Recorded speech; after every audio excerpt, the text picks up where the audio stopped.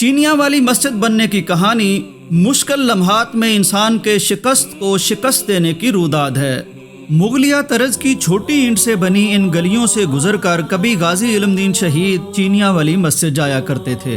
اس مسجد کی کھڑکیاں اور ممبر غازی علم دین شہید کے ہاتھوں سے بن کر آئے تھے۔ یہ گلیاں نہیں، تاریخ کے سنہرے اوراق ہیں۔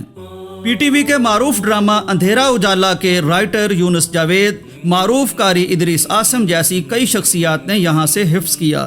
فیض احمد فیض کے والد ڈاکٹر سید عبداللہ ملک جیسے لوگ بھی اس مسجد میں جمعہ و جماعت کے لیے حاضر ہوتے رہے۔ احمد شاہ ابدالی کا حملہ ہوا تو یہاں مولانا شہریار خطیب تھے۔ اس مسجد نے غزنوی خاندان کا تعلق باللہ دیکھا، مولانا عبدالرحیم کی للہیت دیکھی۔ کسی ایک جمعہ کو ایک دروازے سے عبدالجبار غزنوی کو داخل ہوتے اور دوسرے دروازے سے عبداللہ چکڑالوی کو نکلتے دیکھا۔ آل انڈیا کانگریس کو چھوڑ کر قائد اعظم کا ساتھ دینے والے داؤد غزنوی کی جلالت للہیت دیکھی۔ شورش کشمیری کے پسندیدہ خطیب علامہ احسان اللہ ظہیر کی خطابت و جرت کے ولولے دیکھے۔ لاہور کے علم و ادب، تحریکوں اور تابندہ دینی شخصیات کا گویا ایک پورا دور یہاں خوابیدہ ہے۔ ایسی شخصیات کے چہرے ان گلیوں کی یادداشت میں محفوظ ہیں کہ اللہ اللہ۔ مولانا ابوالکلام آزاد کی کتاب تذکرہ میں جس محمد علی قصوری کی گرفتاری کا دل گرفتہ تذکرہ ہے، انہوں نے بھی انہی گلیوں اور اسی مسجد سے کابل کے نواح تک آزادی کے متوالے بھیجے۔ یاغستان تک تحریک کے لیے دورہ کیا اور مشاہدات کابل و یاغستان کتاب لکھی۔ کابل یونیورسٹی بھی انہی کی تجویز پر بنی۔ انہی کے خانوادے سے معین قریشی پاکستان کے نگران وزیر اعظم ہوئے۔ انہی محمد علی کے بھائی شوکت علی نے محی الدین کے نام سے ابوالکلام آزاد کی زیر نگرانی بر صغیر کا پہلا دوپہر کا اخبار جاری کیا۔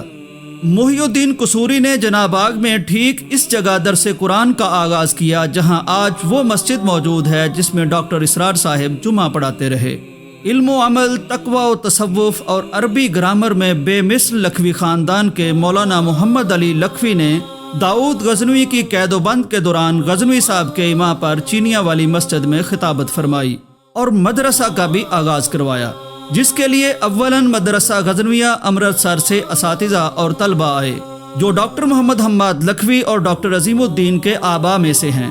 مولانا احمد دین گکھڑوی، مولانا یوسف گکھڑوی، حافظ عبدالحمید اظہر اور مستقبل کے کئی دیگر مشاہیر نے یہاں سے علم حاصل کیا۔ قدوسی برادران کے والد اور علامہ احسان اللہ ظہیر شہید کے ساتھ شہادت پانے والے مولانا عبدالخالق قدوسی اور قاری نوید الحسن برادران کے والد قاری محمد یوسف لکھوی بھی یہاں مدرس رہے۔ نامور شیخ الحدیث مولانا عبید اللہ عفیف اس مدرسہ کے آخری شیخ الحدیث تھے۔ تحریک آزادی میں مسجد کے 3 تہہ خانے بہت کام آئے۔ تحریک ختم نبوت، تحریک ریشمی رومال اور تحریک نظام مصطفیٰ سے بھی اس مسجد کا تعلق رہا۔ اس مسجد میں اصل کردار غزنی سے دین کے لیے جلا وطن ہو کے آئے مولانا عبداللہ غزنوی کے سپوتوں مولانا عبدالجبار غزنوی، مولانا عبدالواحد غزنوی اور پھر شیخ عبدالجبار کے بیٹے مولانا داؤد غزنوی نے ادا کیا۔ آزاد کشمیر کے سردار عبدالقیوم اور مولانا فضل الہی وزیر آبادی کے نمایاں ساتھی حافظ یوسف گکھڑوی اور پھر ختم نبوت کے لیے بر صغیر بھر میں 200 علماء کے دستخط سے مرزا کے خلاف پہلے تاریخی فتوے کا استفسار لکھنے والے مولانا محمد حسین بٹالوی بھی اسی مسجد سے متعلق رہے۔ اورنگزیب نے شاہجہاں سے حکومت چھینی تو لاہور کے فوجدار سرفراز خان کو معطل کر کے جائیداد ضبطی کا حکم صادر کر دیا۔ اس سے پہلے کہ ہرکارہ دلی سے لاہور پہنچتا، ذہین صوبے دار سرفراز خان نے اپنی جائیداد وقف کر دی اور حویلی گرا کر اس جگہ مسجد تعمیر کرنا شروع کر دی۔ بادشاہی مسجد سے 5 سال پہلے 1671 کو اس مسجد کی بنیاد رکھی گئی۔ خستہ ہونے کے باعث 1998 میں مسجد کی تعمیر نو کر کے اسے حسب ضرورت وسیع کر دیا گیا۔ یہاں ایک لطیفہ بھی ہے کہ ایک دفعہ چینی وفد آیا تو ایوب خان کے دور میں، تو انہوں نے کہا جی کہ آئیں آپ کو عمارت تو یہاں لا کے مسجد دکھا دی چینی والی۔